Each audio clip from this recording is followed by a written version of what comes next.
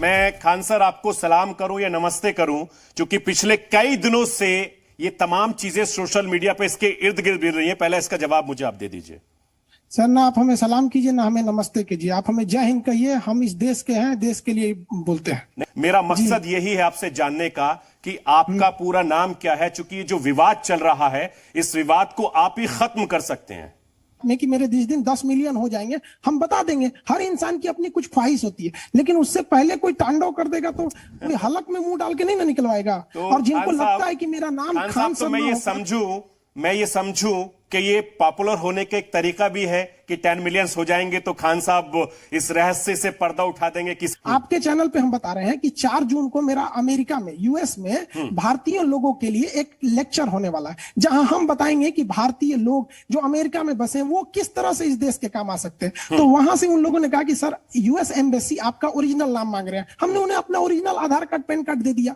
एक authorise person है ना यूएस एम्बेसी। अब आप पता चलता है कि सड़क छाप कोई हमको रोक के पूछे, सुनो अपना नाम बताओ, क्या हम नाम बताते चलेंगे? अब यही काम बच गया है। एक बराबरी भी तो होना चाहिए ना। अच्छा खान साहब, अच्छा इसके पीछे राज क्या है? आपने बताया कि आपके 10 मिलियन फॉलोअर्स हो जाएंगे, मैं बता दूंगा कि साहब मेरा नाम ये है। हम बता देंगे। या मेरा सवाल ये है कि आपकी माताजी घर में होंगी, आपके पिताजी घर में होंगे, आपके बहन भाई घर में होंगे, वो आपको खान सर के नाम से पुकारते हैं या कुछ और नाम है आपका? भैया, सबसे बड़ी बात यह कि कंफ्यूजन जो हो रहा है वो कंफ्यूजन क्यों है? अच्छा एक चीज मुझे हमारे 10 मिलियन होंगे, हम बता देंगे। ये तो फिर आप देश की जनता को बेवकूफ बना रहे हैं, इसका मतलब ये कहें हम। अगर मैं आपसे कहूं कि हनुमान चालीसा मुझे पढ़ के सुनाइए, क्या सुना सकते हैं आप मुझे? देखिए, हमको नहीं जबरदस्ती नहीं, मैं तो आपसे बातचीत कर रहा हूं। हाँ, देखिए जैसे हम लोग सुनिए बताते हैं, हमारे कुछ दोस्त हैं वो कहते हैं कि तुम जाना ना तो मृत्युंजय यज्ञ करके बताना। अच्छा ठीक है, कोई बात नहीं। अभी आप मुझसे थोड़ी देर पहले कह रहे थे कि आप मुझसे थोड़ी देर पहले कह रहे थे कि अल्हम्दुलिल्लाह रब्बिल आलमीन आप पढ़ के सुनाने वाले थे। सुनाइए जरा पढ़ के आप मुझे।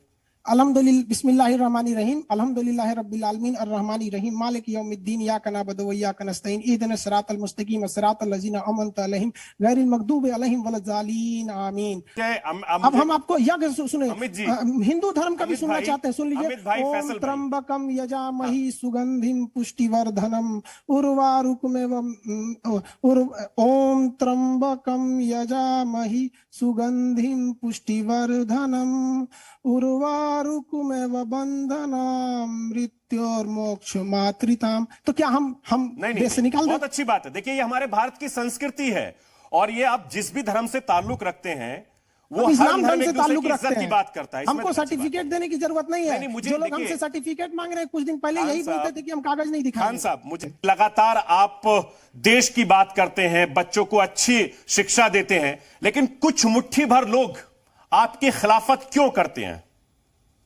उनको देश से मतलब नहीं है। हमने जो ये खिलाफत करते हैं, आप उनके मुद्दों को बताइए कि उनको किस बात का तकलीफ है। हम सबको खुश नहीं ना रख सकते हैं।